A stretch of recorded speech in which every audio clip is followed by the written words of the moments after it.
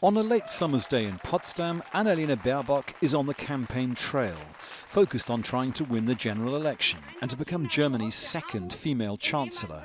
Above all, proclaiming what the Green Party's priorities would be in power.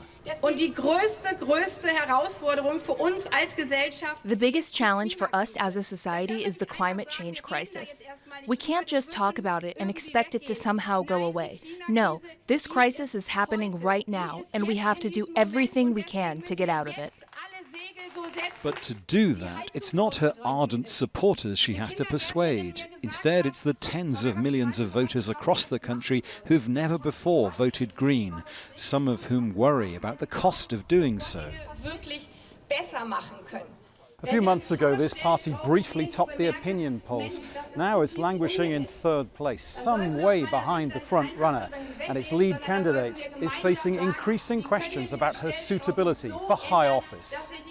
A scandal over plagiarism in a recent book she wrote cost her support in early summer. She admitted making errors in drafting it.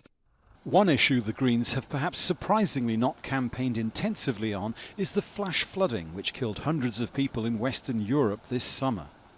Although some scientists suggested these were linked to climate change, the Greens have not prioritised it particularly, and so far at least it does not appear to have affected their poll ratings. One analyst says what has affected their ratings is the concern some people have over Baerbock's lack of ministerial experience. She has never been in any government. She was in the parliament for a long time, that's true, but she has never any executive experience. Her co-chair, Robert Habeck, he was a minister in one of the federal states.